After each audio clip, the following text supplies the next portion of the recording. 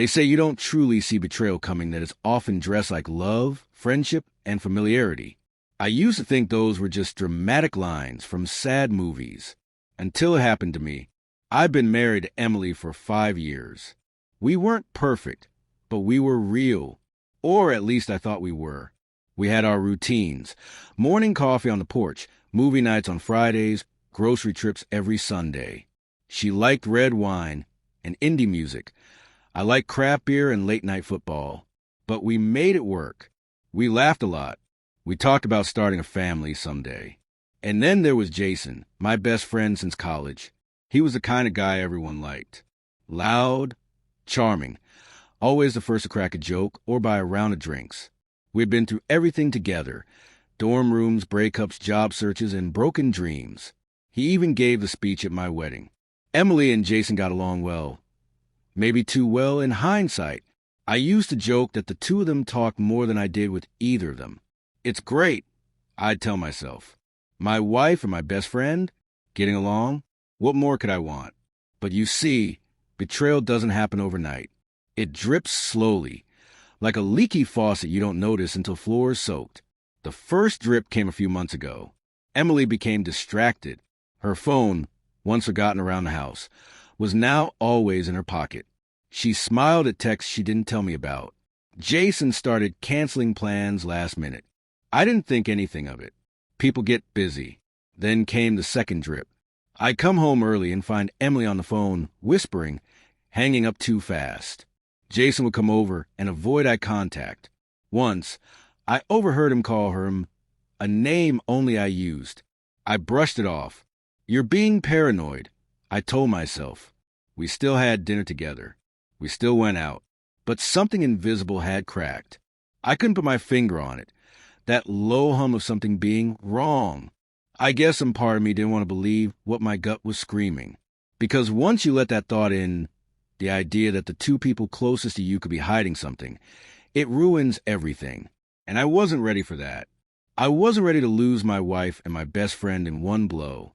But life doesn't wait for you to be ready. It was a Sunday evening when everything shifted. We were all sitting in the backyard, the three of us, laughing, drinking, talking about nothing. And in that moment, I saw it. A glance that lasted too long. A hand that brushed a little too naturally. A silence that followed a question neither of them answered. And just like that, the calm was over. The storm was coming. The days that followed were hard to explain. On the surface, everything looked normal.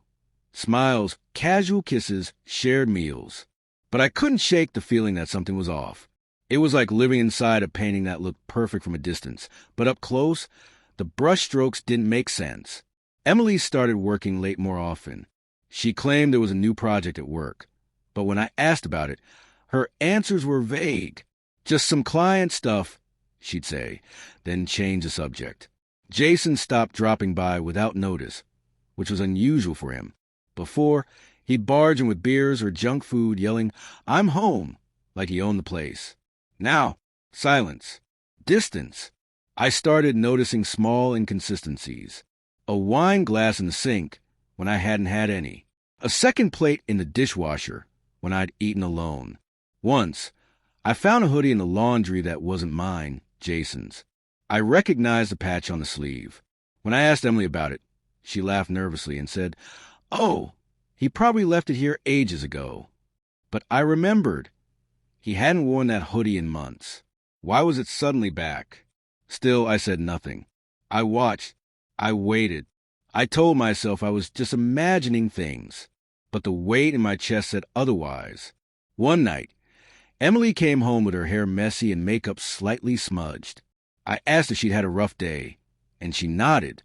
"Just a long meeting," she said, heading straight to the shower without another word. I stood there in the kitchen, staring at the door she closed behind her. That's when it clicked. The perfume on her didn't smell like hers. It was different, sweet, musky, not her usual floral scent. That night, I barely slept. A few days later, I ran into Jason at the store. He looked startled to see me, like he hadn't expected it. His smile was forced, and his body language screamed discomfort. "Hey, man. Long time, huh?" he said, rubbing the back of his neck. I asked how things were. He shrugged, made small talk, and then quickly wrapped it up. As he walked away, I overheard him on the phone.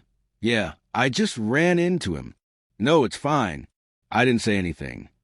I wasn't supposed to hear that. He didn't know I was still close enough. My chest tightened. I stood frozen in that aisle, holding a box of cereal, not even sure how I got there. What was he hiding? What didn't he say? Later that night, Emily was scrolling through her phone, smiling at something. When she noticed me watching, she locked it instantly. "Just a meme," she mumbled. I didn't push. I didn't ask. But inside, the doubt had turned to anger. I began testing little things. Asking her questions I already knew the answers to, mentioning people or events and watching her reaction. Sometimes she tripped. Other times she got defensive. But the most telling part? She stopped being present. Her mind was always somewhere else. Or maybe with someone else. I thought about confronting her, or him, but something held me back. Maybe it was pride. Maybe fear. Maybe I needed proof. Solid, undeniable truth. So I started watching patterns. Emily's schedule. Jason's. When they were both unavailable. When they both stopped replying to texts. It happened more than once. And then, the moment I couldn't ignore, I found an old phone of hers while cleaning the garage. It still had a few messages on it. Most were irrelevant, except one. A saved message from Jason, dated a few months back. "Miss you already. Can't wait till we can stop pretending." I stared at the screen like it had physically punched me. The words echoed louder than anything she'd ever said to me. I didn't know if it was old or recent. I didn't care. I knew enough now. The truth was no longer suspicion. It was real, but I wasn't going to scream. I wasn't going to cry. Not yet. No, I was going to be quiet. I was going to be calm. And then I was going to end it on my terms. I didn't confront them right away. I wanted to. God knows I wanted to just walk into the room, slam the phone down, and scream, "How long has this been going on?" But something deeper inside me, colder, quieter, told me to wait. If they could play a game, so could I. It's strange how clear your mind becomes once you accept the truth. There was no more denial, no more second-guessing. Just focus. Purpose. I was done being the fool. It was time for them to be exposed. And not just to me. That same night, I began setting the trap. I ordered a set of discreet home security cameras. Small, motion-activated, no blinking lights, barely visible to the naked eye. I told Emily I was thinking of upgrading our security, since there were some recent break-ins in the neighborhood. She shrugged and barely reacted. Maybe she thought I was being paranoid. Maybe she was too busy texting him to care. Within a few days, I installed one camera aimed directly at the backyard, the very place they thought was safe, private. I positioned it under the eaves, camouflaged between hanging lights and garden decor. Another camera went in the living room, cleverly hidden inside an old speaker that hadn't worked in years. It captured the sliding door to the backyard and the hallway. I tested the feed remotely. Perfect. Now I needed bait. I casually mentioned to Emily that I had a 2-day business trip coming up, out of town, back late Sunday night. I sat over breakfast, sipping my coffee like nothing had changed. She barely looked up from her phone. "Okay, babe. Drive safe." That was it. No questions. No concern. Just indifference. That Friday, I packed a bag, kissed her on the cheek, and walked out the door. I drove 4 blocks away, parked near an abandoned lot, and opened my laptop. My phone was connected to the cameras. The feed was crystal clear. I waited and waited. Hours passed. Nothing. Then, around 8:13 p.m., I saw headlights through the camera in the backyard. Jason's car. He walked right in like he owned the place. No knocking, no hesitation. He even brought wine. They sat outside, laughing. She poured him a drink. Their body language told me everything I needed to know. Leaning in too close. Touching hands across the table. Her laugh, that fake, flirty one she never used with me anymore. My heart was thudding so loudly I could hear over the audio feed. But I stayed calm. Cold. After about 20 minutes, the unthinkable happened. They kissed. Openly. Passionately. In my backyard. In my home. While I watched in real time from the car I'd paid for with overtime and missed holidays. The betrayal felt like a knife in the gut. But I didn't break. I hit record. I documented everything. Every whisper, every kiss, every sickening laugh. And then they moved inside. I switched to the living room feed. Jason tossed his shoes off like he lived there. Emily curled into him on the couch, wine glass in hand. They looked so comfortable, like this wasn't new, like this was routine. I waited until they were mid-conversation, half drunk and laughing about something. Jason said something that made me freeze. He really doesn't know, does he? You're a great liar. Emily giggled and said, he sees what he wants to see. He always has. That was it. That was the moment my anger solidified into purpose. Not to scream, not to fight, but to end it with finality, without chaos. I stepped out of the car, walked down the sidewalk like a ghost in the night. Phone still streaming live. My bag still in the trunk, untouched. My hands trembling, but steady. This was no longer about heartbreak. It was about justice. And it was about to happen, right there, right then. My hands were cold. My heart was thudding in my chest, but my face? Calm, still, focused. I walked up to my own front door like a stranger, like I didn't live there anymore, like it was someone else's house, someone else's life. But it wasn't. This was my home, and they were inside, making a mockery of it. I didn't bother knocking. I had my keys. I slipped them in slowly, quietly, turned the lock. The door creaked just enough to remind me this was real, that I wasn't dreaming. Inside, their laughter echoed. Careless, intimate. Jason's voice, deep and smug, teasing her about something. Emily giggling in that tone I hadn't heard in months. That breathy, flirtatious one she used to reserve for me. I stepped in, and for a few seconds, they didn't even notice me. They were sitting on the couch. Jason's arm was draped over her shoulders like it belonged there. Her head was tilted, inches from his. 2 wine glasses on the table. Shoes kicked off. His phone charging in my wall outlet. That image, it's burned into my brain. That moment of them, looking so comfortable, so safe, as if nothing could touch them. I cleared my throat. The silence was immediate. Emily jumped like she'd been electrocuted. Jason's eyes widened and his entire body stiffened. He stood up fast, nearly knocking over the wine glass. Emily grabbed at the blanket, like it could somehow protect her from what was happening. What the hell? Jason started. I raised my phone. I wouldn't say a word if I were you. I said, my voice low, steady. I tapped the screen. The video started playing. The footage from just 10 minutes earlier. The backyard. Them. Kissing. Laughing. Her sitting on his lap. The sound filled the room like a storm. Emily's face drained of color.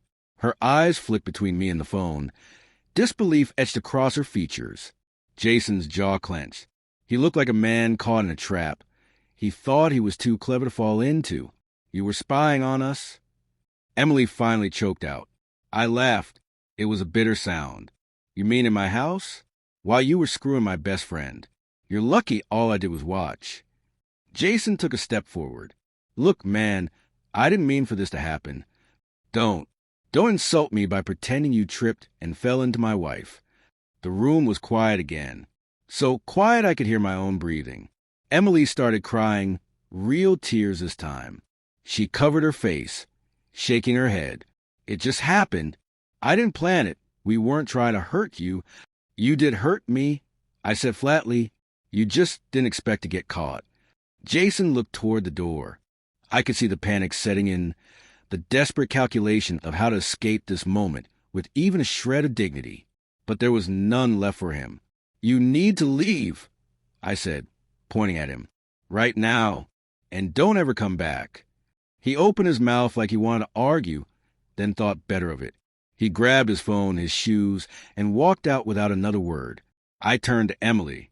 She was still crying, hands trembling. Please don't do this. We can fix it. I made a mistake. A mistake?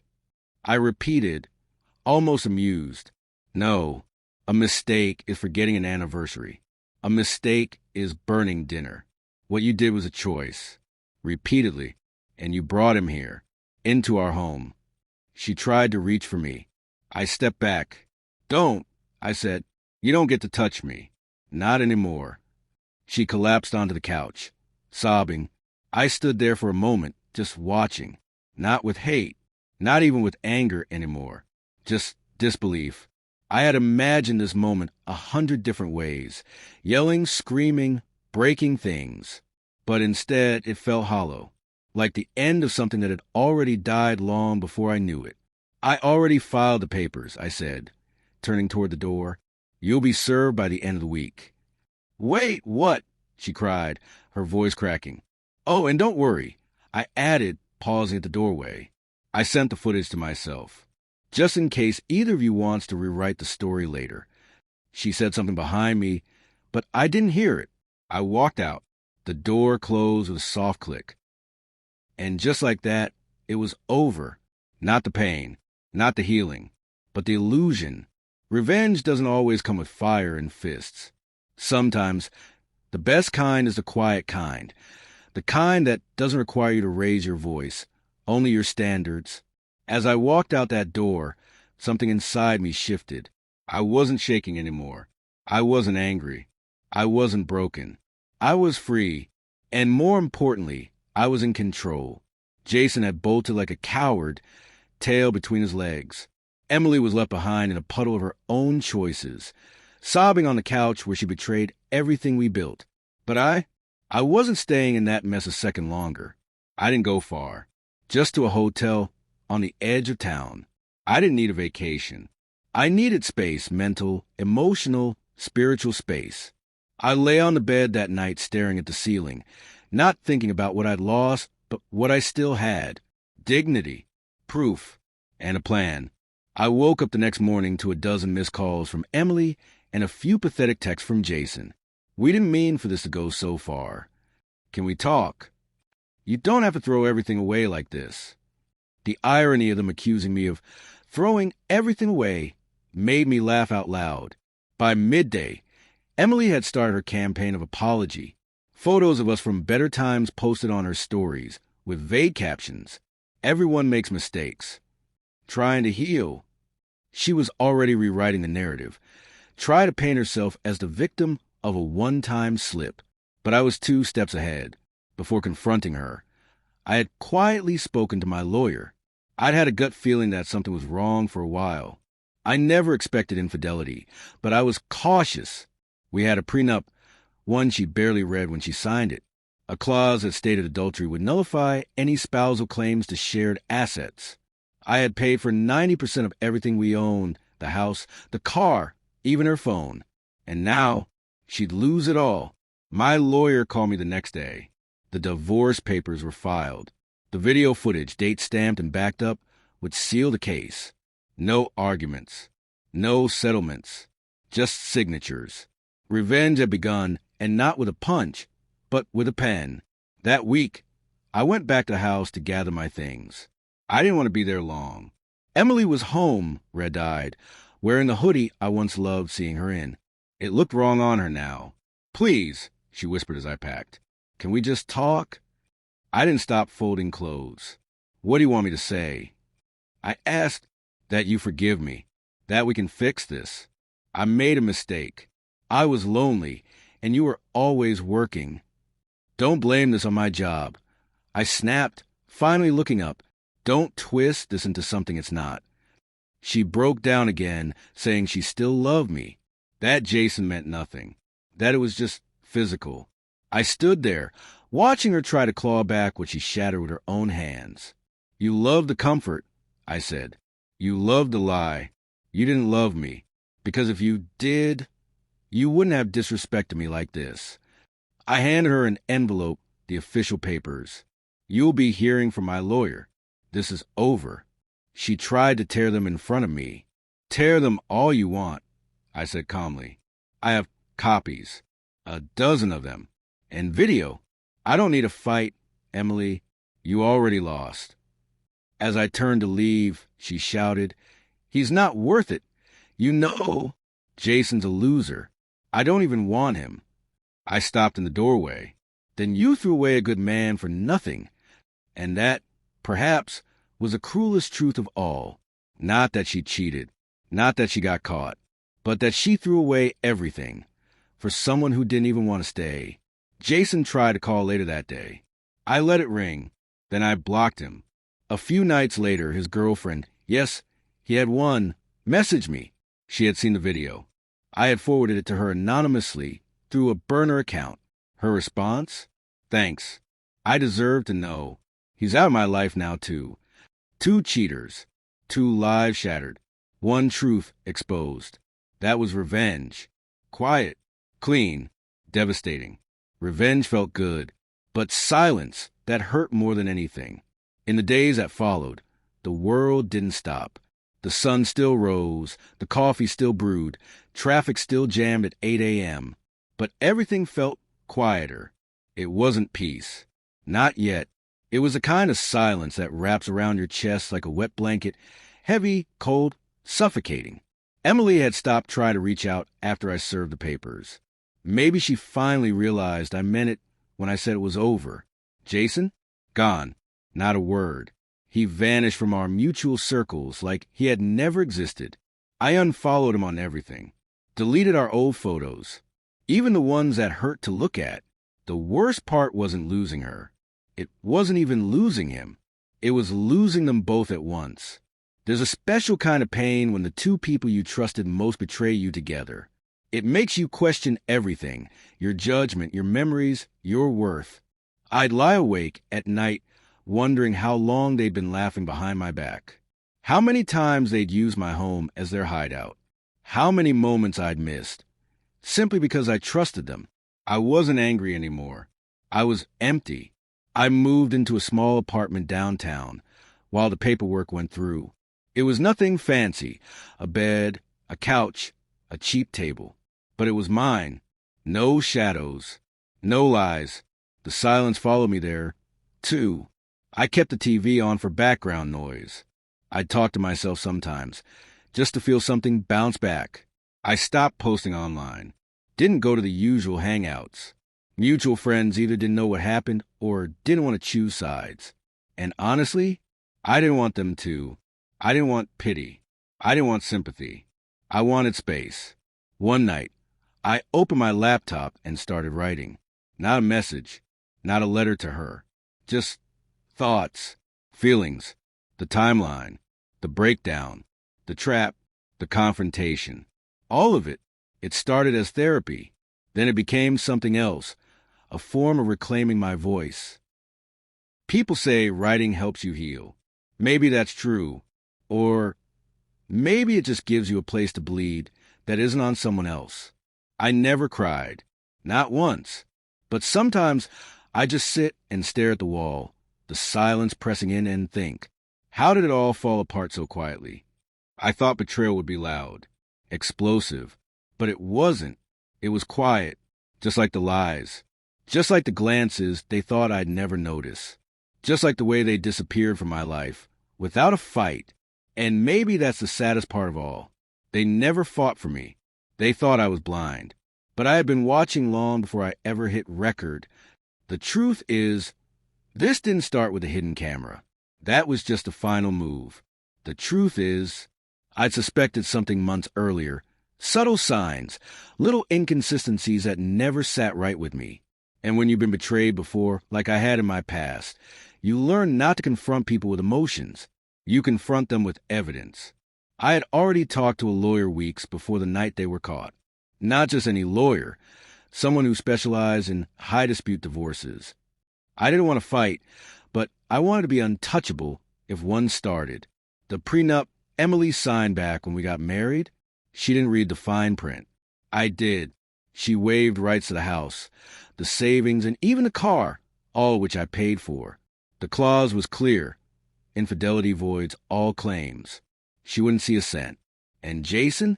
He didn't know I still had access to the group chat we used to use in college, the one he'd occasionally forget he was in. He had messaged a mutual friend about messing around with a married chick weeks ago. He didn't name her, but he didn't have to. I screenshotted everything, saved it in 3 different places, USB, cloud, and even sent it to my lawyer in advance. The twist?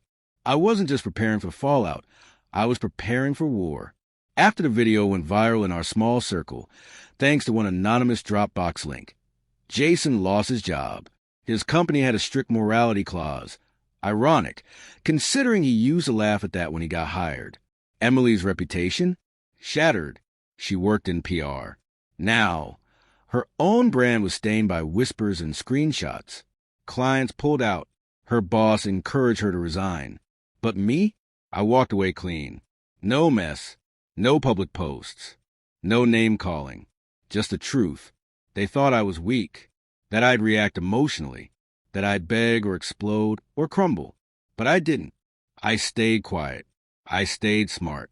And while they were too busy enjoying the thrill of the affair, I was setting the stage for their downfall, one text, one document, one camera angle at a time. That's the thing about betrayal. It doesn't just reveal who they are. It reveals who you are, too. And when the dust settled, I wasn't the broken one. They were. It's strange how healing doesn't come in a single moment. Not when you walk away. Not when you file the papers. Not even when you expose the ones who hurt you. Healing sneaks in quietly, in the silence between heartbreak and peace. At first, it came in little ways. Sleeping through the night again. Drinking coffee without feeling like something was missing across the table. Playing music without being reminded of someone's favorite song. Learning to enjoy my own company. I realized something along the way. They didn't just betray me. They betrayed the version of me that would have done anything for them. The version that believed loyalty was enough. That being kind, supportive, and faithful guaranteed you'd be treated the same. It doesn't, but that doesn't mean kindness is weakness. It means you gave them a chance to prove who they really were, and they failed. Let them live with that. I'm not bitter. That's the part people don't understand. I'm not walking around angry at the world or distrusting everyone I meet.